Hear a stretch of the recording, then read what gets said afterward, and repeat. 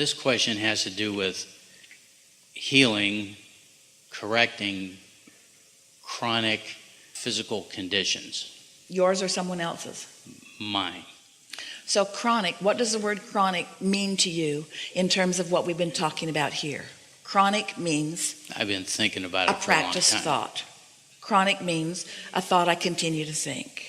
But it kind of snuck up on me. I didn't want it. It just kind of happened. People say it just came out of the blue, and we say, not really, it came out of the oblivious, meaning you weren't at that time so aware of the importance of satisfaction. So you let yourself think thoughts that aren't satisfying, watch television for a little while, and those advertisements will cause you to feel dissatisfaction about your physical apparatus. They will convince you that you are vulnerable when you're only as vulnerable as you believe that you are. And so the question is? Well, when there's physical evidence in this time-space reality by X-ray or MRI. But physical evidence doesn't mean diddly squat. Physical evidence is just this point in time and what the vibrational state is. That really is all that it is. But we acknowledge that it is more difficult once something is manifested to focus otherwise. But that's why you practice on easy things first. So what would be the best course to change it from what is? To get your mind off of it, because when you put your mind on it, you're going to repeat the same patterns of thought. So to not think about it at all? But that's tricky. When you say, I'm not going to think about that, you're thinking about that thing you're not going to think about.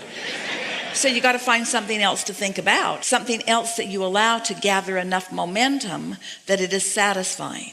The opposite of it, or just something The opposite of it isn't a good idea, because the opposite of it just reminds you of it. Because it's the same subject, just different ends of the stick. That's what goes wrong with a lot of people. It's like putting a happy face sticker on the empty gas gauge in your car. If you don't see it, then maybe you won't end up on the side of the road with no fuel. Every subject's two subjects, wanted on one end and absence of it on the other end.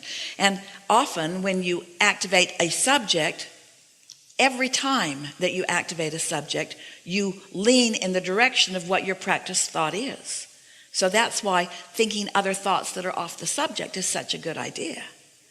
Our favorite and very emphatic story, we've been telling it for years, and many of you could tell it as well as we do.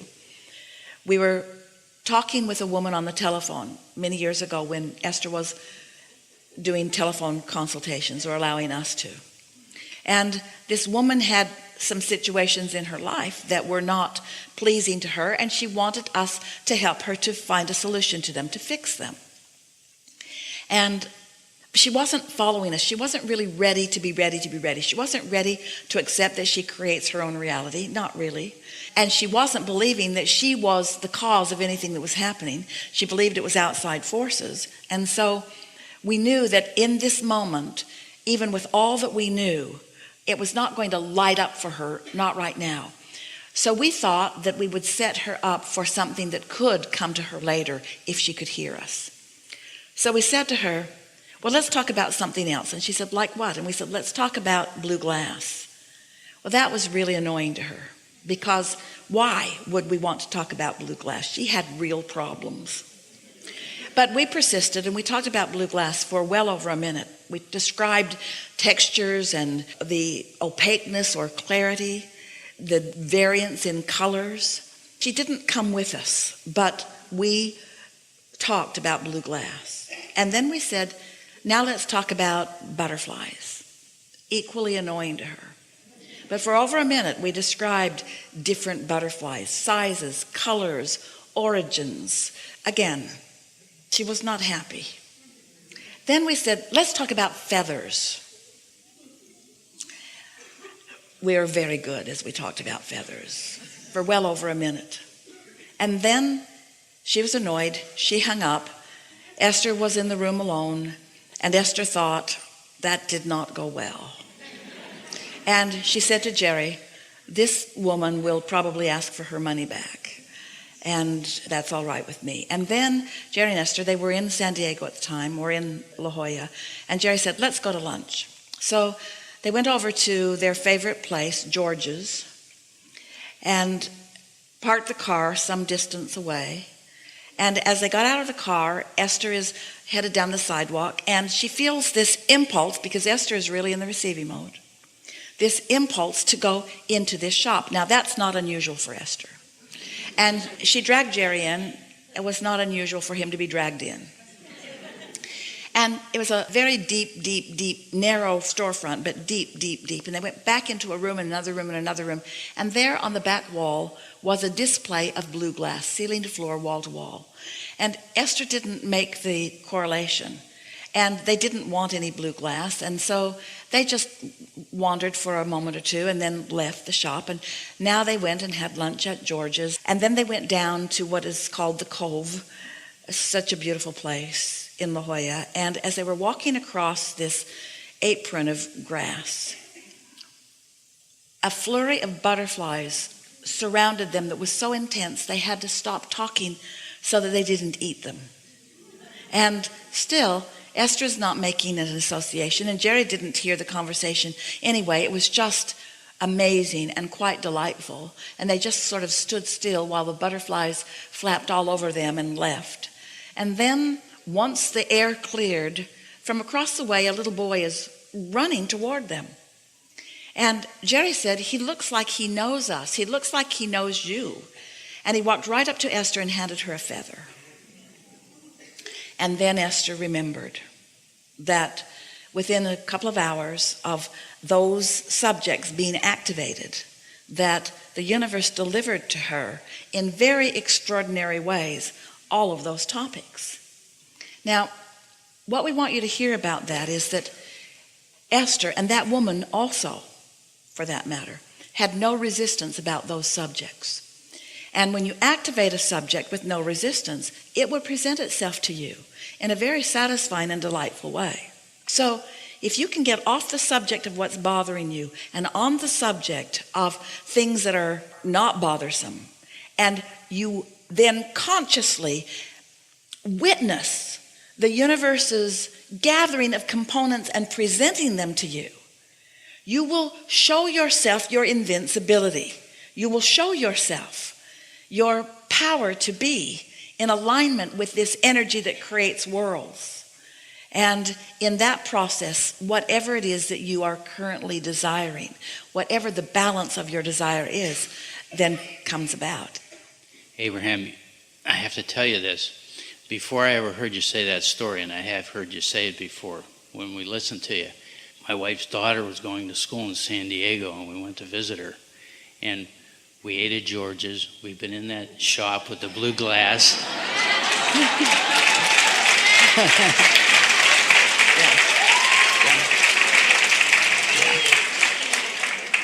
So thanks. It's a wonderful thing coming into your own power. It's a wonderful thing knowing who you really are. It's a wonderful thing being satisfied with where you are. And that's the thing that we're asking you to use your ability to focus just a little bit. We're not asking you to look at something in your life that isn't satisfying and be satisfied with it. That's not what we're asking. We are just asking you to find some way, somehow, to feel satisfied, which means you might have to change the subject for a little while. You could have 10 things that are really bothering you and one thing that feels good. And you could focus upon the one thing, and the 10 things that are bothering you would evaporate. Or you could have 10 things that are going really well and one thing that isn't, and you could focus upon the one thing that isn't, and everything could turn to that. In other words, your mind is powerful. It's all about focus. But understanding the power of the focus that is already within you, that's really what this gathering has brought to the forefront more than anything else. That you already have a focused energy within you that was there when you made the decision to come, and was there as you came, and is there every day that you've been in your physical body since. And that focused energy is more aware of what life has caused you to become, because that focused energy has become it as you've lived the life that has caused it to become. So all that's happening is that you are constantly becoming more, which you must keep up with if you are to be satisfied. And so sometimes people say, Abraham, you teach selfishness. And we say, yes, we do. Indeed, we do. We admit it. We teach selfishness because you only have your perspective. And your perspective is self.